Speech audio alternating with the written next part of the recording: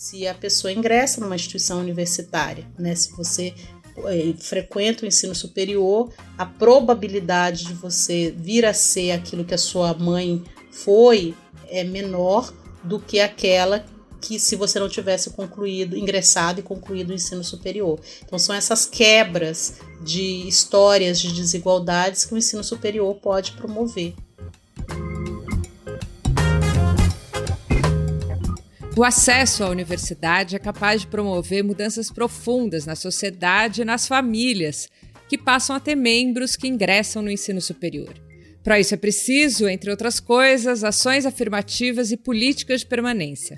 E eu vou conversar sobre esse tema com a socióloga Flávia Rios, que é professora da Universidade Federal Fluminense.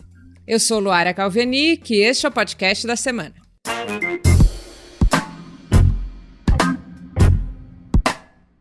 A Flávia integra o SEBRAP Afro, é coordenadora do curso de Ciências Sociais da UF e do projeto Gestão Municipal da Igualdade Racial e Políticas Inclusivas de Educação e Trabalho no município de Niterói. Ela é também coautora do livro Lélia Gonzalez, sobre a grande antropóloga e filósofa brasileira, e coorganizadora do livro Negros nas Cidades Brasileiras. Escuta essa nossa conversa. Professor, essa semana na Gama o tema é ensino superior e eu queria te perguntar qual é o papel da universidade hoje? Ela é de formação, mas de que maneira também um papel simbólico e político, especialmente nesses tempos? O papel da universidade em vários momentos históricos ele permanece, né? Porque é um papel muito importante para o desenvolvimento tecnológico, científico, ainda mais no Brasil, onde a ciência é produzida majoritariamente, a produção científica é produzida majoritariamente nas instituições universitárias, nos laboratórios e nas interações com a universidade, né? Seja diretamente no espaço universitário, nos campos, nos campos universitários, seja nas frentes que as universidades desenvolvem a partir de projetos, de parcerias, enfim. Então, esse é um ponto muito importante para destacar. Então, essa característica estrutural da universidade no mundo, isso é algo importante, mas no Brasil em particular, por conta dessa centralidade da produção científica nas instituições universitárias públicas. Então, esse papel é muito importante. Vide, por exemplo, agora o contexto da pandemia, em que as vacinas, que boa parte de todo o aparato, né, de proteção, de cuidado, de desenvolvimento tecnológico, médico, científico, passou e passa pelas instituições universitárias, instituições e fundações vinculadas às universidades. Há também esse papel de formação e qualificação profissional, que também é estrutural da universidade, continua sendo. Então, para você ser um engenheiro, você precisa passar pela universidade. Um médico, um professor, né, você tem que passar pela universidade. Então, esse papel estrutural é o papel principal da universidade, do ensino, da docência e da pesquisa.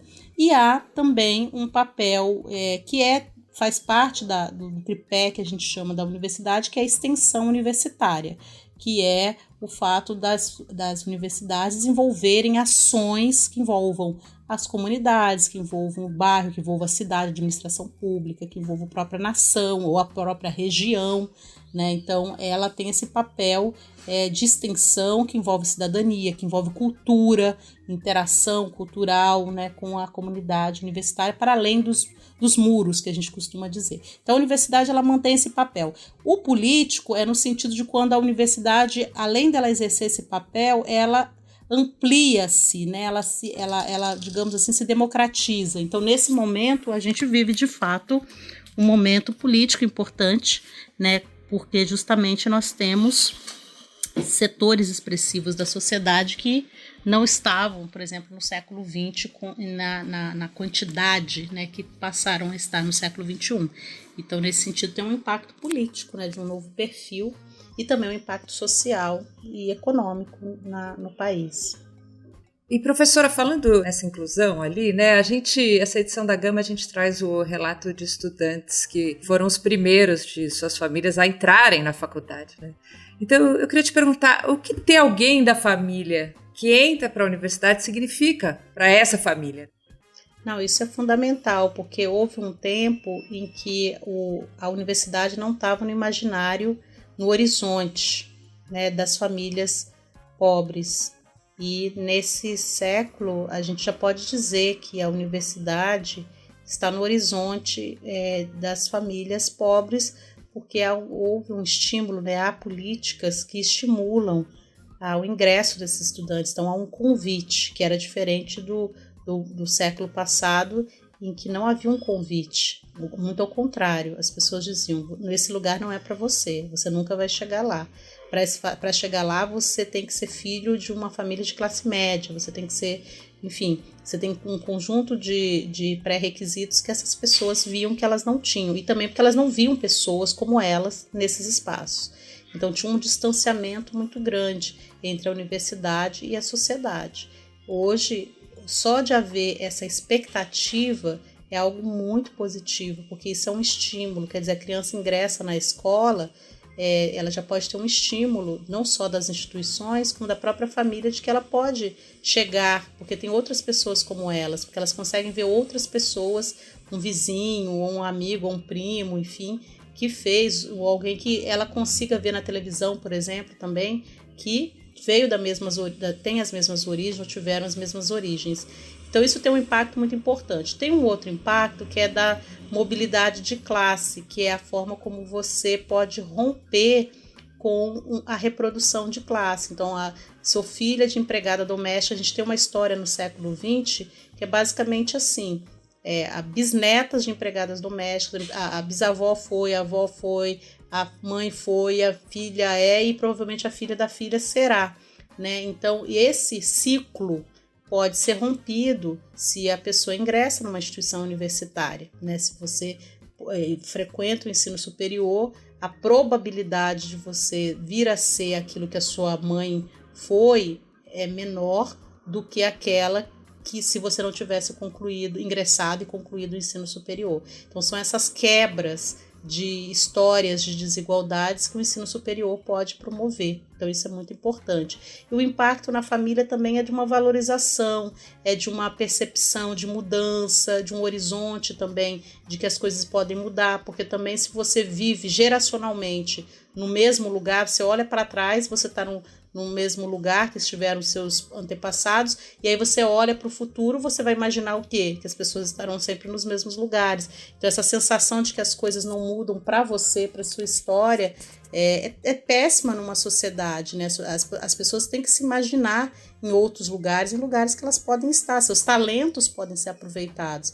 Elas não podem ter a sensação de que elas estão excluídas da sociedade ou dos bens sociais valorosos, elas têm que se sentir incluídas, afinal de contas, elas têm que partilhar da cidadania e dos bens daquela sociedade, né? Dos bens culturais, econômicos, sociais e educacionais daquela sociedade. Muito bom. E para a entrada dessas pessoas de classes mais baixas, a gente sabe que não bastam as cotas, né? As cotas são importantes, mas não bastam. É preciso manter esse estudante na universidade, né? Eu queria que você falasse um pouco mais sobre isso. Assim, o que significam as políticas de permanência na universidade hoje? Né? E o que esses cortes de verba, por exemplo, destinados às universidades nesse governo significam também em relação à eficácia desse programa? Essa pergunta é muito importante, porque nós demos um salto qualitativo e quantitativo muito significativo com a adoção de políticas de ações afirmativas a partir das instituições universitárias e depois elas foram formalizadas numa política federal uniformizando o desenho da política de ação afirmativa, né? Os estudos têm mostrado e também os dados estatísticos têm mostrado que houve uma mudança expressiva numérica da presença de pessoas oriundas da escola pública, o que indica uma origem de classe social, operária ou de trabalhadora, né? Porque nós sabemos que as classes médias altas estão vinculadas às instituições privadas de ensino, e que no ensino superior ela se direciona uma grande parte para as instituições públicas. Então, quando a gente verifica pessoas oriundas de escolas públicas no ensino superior, é um indicador de que as classes populares, as trabalhadoras, estão nessas instituições. E também essas políticas têm um recorte racial e étnico, né? A questão indígena está presente, então a gente tem mais pessoas indígenas nas instituições universitárias do que a gente teve ao longo do século XX inteira. Do mesmo modo, a questão negra, né, das pessoas pretas e pardas. Isso exige não só uma política de acesso, mas uma política que garanta, então uma política de permanência, que garanta a conclusão, porque não basta entrar, ela pode entrar e pode sair no ano seguinte, ela pode entrar e não sair com diploma nas mãos, ela pode entrar e demorar 10 anos para concluir o curso, porque não fica entrando e saindo para trabalhar, para se sustentar, não consegue se manter na universidade. Por quê?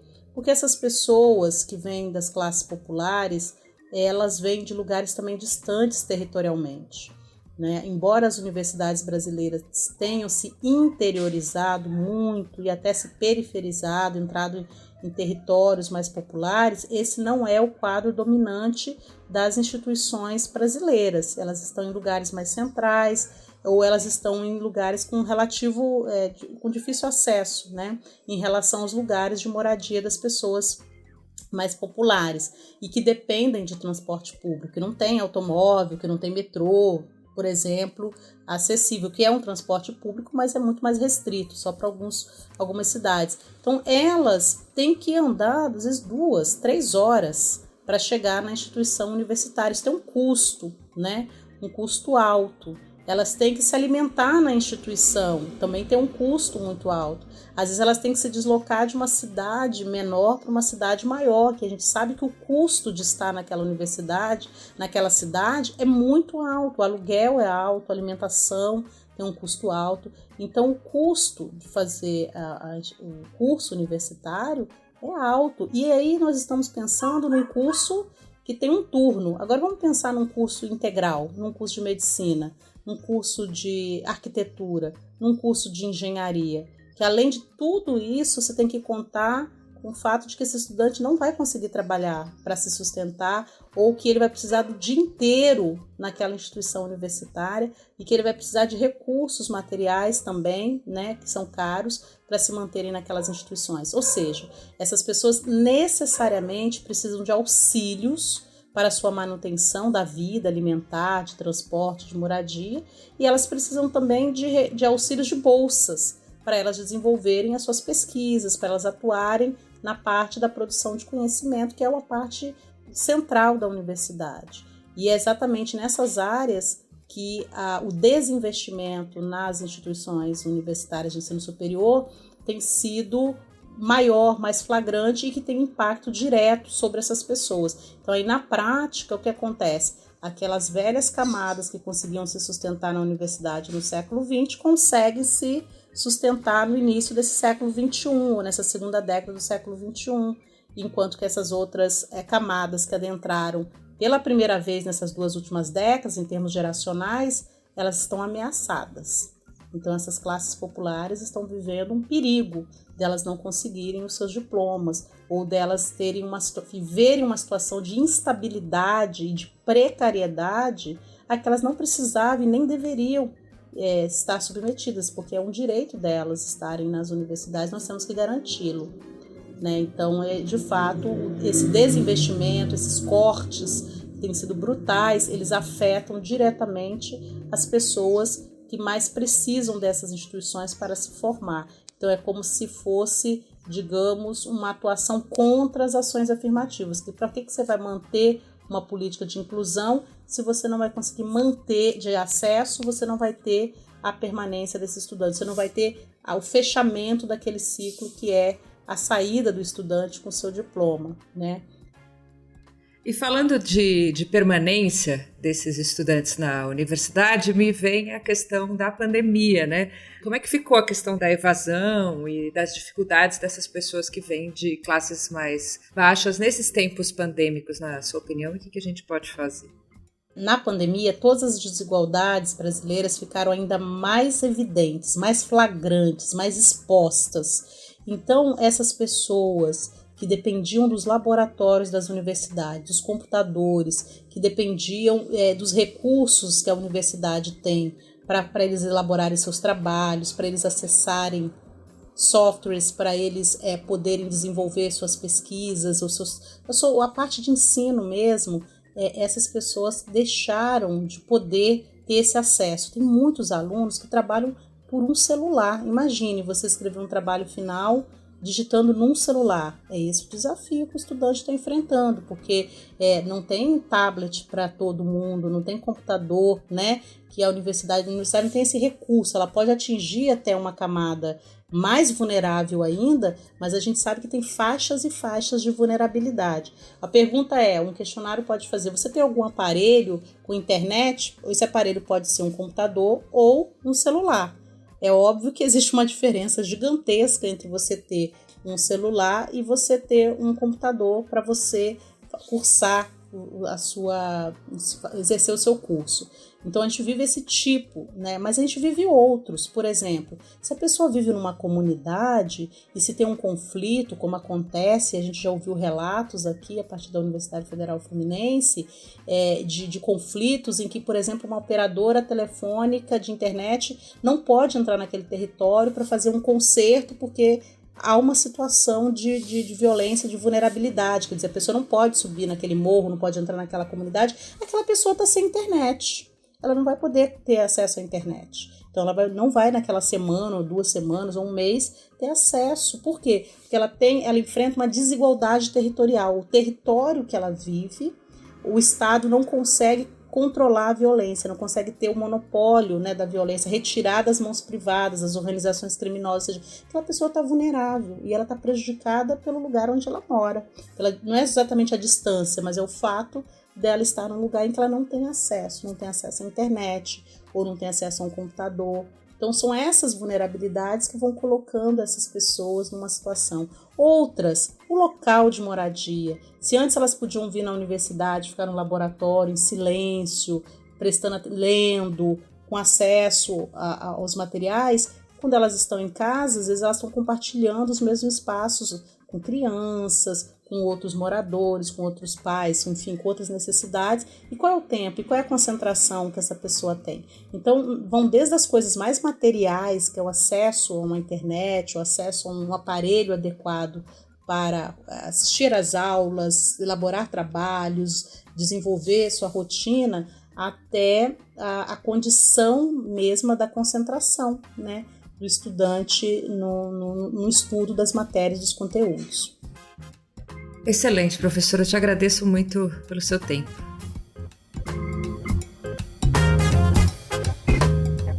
Eu convido você que está aí nos ouvindo a entrar no site da Gama para ler a nossa edição especial sobre ensino superior. Tem uma reportagem sobre saúde mental nas universidades brasileiras, histórias emocionantes de pessoas que foram as primeiras a conquistarem um diploma em suas famílias e uma entrevista com o filósofo e professor da USP, Renato Giannini Ribeiro. Eu sou Luara Calvenic e este é o podcast da semana. A cada 7 dias, um tema novo para você. Até semana que vem.